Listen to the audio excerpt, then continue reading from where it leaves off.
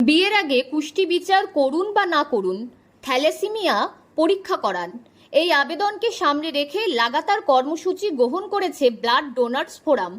দিন দিন বাড়ছে থ্যালাসেমিয়া আক্রান্তের সংখ্যা, তাই বিয়ের আগেই স্বামী ও স্ত্রী থ্যালাসেমিয়া পরীক্ষা জরুরি, নয়তো জীবনে ঘটে যেতে পারে অনেক অনাকাঙ্ক্ষিত ঘটনা। এর জন্য বিয়ের আগেই করাতে হবে হিমোগ্লোবিন ইলেকট্রোফোরেসিস পরীক্ষা, যার মাধ্যমে বর বা কনে থ্যালাসেমিয়া রোগে আক্রান্ত কিনা কিংবা এই রোগের বাহক কিনা জানা যায়। বিয়ের আগে বাহক পরীক্ষা করে থ্যালাসেমিয়া মুক্ত উত্তর দিনাজপুর জেলা গড়ার অঙ্গীকার, এবং এই অঙ্গীকারে আমাদের সঙ্গে সামিল হয়েছে আজকে আমরা 2 বছর বয়স থেকে একজন থ্যালাসেমিয়া শিশু, সে লড়াই করে ওর বাবা সন্তোষ মোহন, তারা আজকে এই আন্দোলনে আজকে স্বাক্ষর করলেন 2 জন নববিবাহিত দম্পতি এবং ম্যারেজ রেজিস্টার সহ সমাজের বিশিষ্ট জনেরা আজকে এখানে স্বাক্ষর করলেন। বড় কনে দুজনই এই রোগের বাহক হলে তাদের সন্তানের থ্যালাসেমিয়ার মতো দুরারোগ্য ব্যাধি হতে পারে। এদিন এই বার্তাকে সামনে রেখে রায়গঞ্জের রামকৃষ্ণ সংঘের বিবেকানন্দ কক্ষে ব্লাড ডোনার্স ফোরামের পক্ষ থেকে থ্যালাসেমিয়া নিয়ে একটি বিশেষ কর্মশালার আয়োজন করা হয়। যে আমাদের যদি এই থ্যালাসেমিয়া মুক্ত করতে পারি, আপনারা অনেকেই জানেন যে সাইপ্রাস বলে একটি দেশ আছে, সেই দেশে 10টা শিশু জন্ম নিলে 7টাই হচ্ছে থ্যালাসেমিয়া শিশু হতো। সাইপ্রাস দেশ তখন সিদ্ধান্ত নেয় বিয়ের আগে বাহক পরীক্ষা করে যদি আমরা এইটাকে বাধ্যতামূলক করতে পারি তাহলে আমাদের এটাকে প্রতিরোধ করতে পারবো, এবং তারা সফল হয়েছে এখন মডেল দেশ হিসাবে। কিন্তু দুর্ভাগ্য আমাদের এখনও ভারতবর্ষে এটাকে বাধ্যতামূলক না করার দরুন আজকে এখনও কিন্তু প্রতিনিয়ত বাহক তৈরি হচ্ছে, রোগী তৈরি হচ্ছে। আমাদের জেলাতেই 550-র মতন থ্যালাসেমিয়া শিশু আছে, যাদের খাবার দিলে বাঁচবে না, টাকা দিলে বাঁচবে না, ওষুধ দিলে বাঁচবে না, শুধুমাত্র এদেরকে রক্ত দিতে হয় প্রতি মাসে প্রতিনিয়ত। তো এই রক্তের পরিমাণ যদি আমরা থামা দিতে পারি, অর্থাৎ যদি বাহকে বিয়ে বন্ধ করতে পারি, তাহলে কিন্তু আমাদের থ্যালাসেমিয়া শিশু আর জন্ম নিবে না। তাহলে আমাদের রক্ত সংকট, আপনারা দেখেন প্রতিনিয়ত যে গ্রীষ্মকালীন রক্ত সংকট, নির্বাচনী রক্ত সংকট, সারা বছর ধরে যে রক্ত সংকট, সেই রক্ত সংকট থেকে আমরা জেলাকে বাঁচাতে পারি।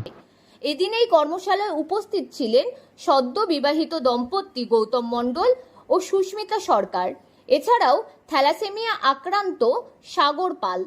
থ্যালাসেমিয়া আক্রান্ত কিশোর সাগর পাল এদিন এই কর্মশালায় নিজের জীবন সংগ্রামের কাহিনী জানান সকলকে। ভাই কি নাম?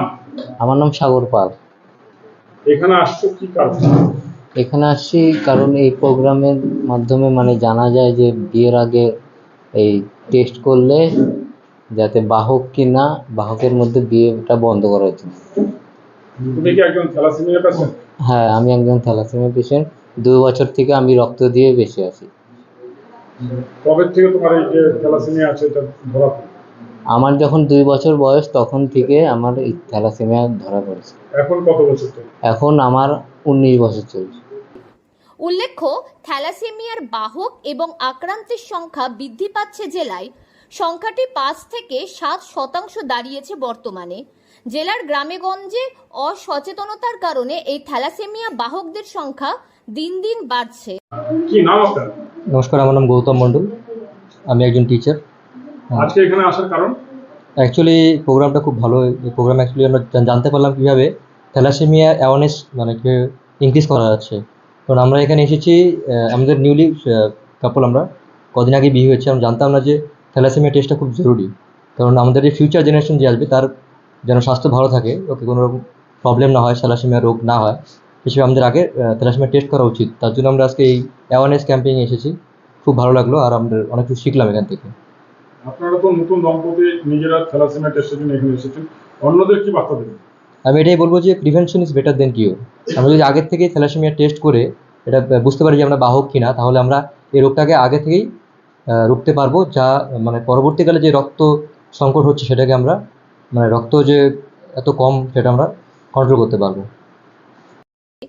থ্যালাসেমিয়া সম্পর্কে সচেতন বাড়াতে তাই জেলার বিভিন্ন সংগঠনগুলি বিভিন্ন সময় ছাত্রছাত্রী, যুবক যুবতীদের নিয়ে বিভিন্ন ধরনের কর্মশালার আয়োজন করছে। উত্তর দিনাজপুর থেকে পিয়া গুপ্তার রিপোর্ট, লোকাল 18 বাংলা।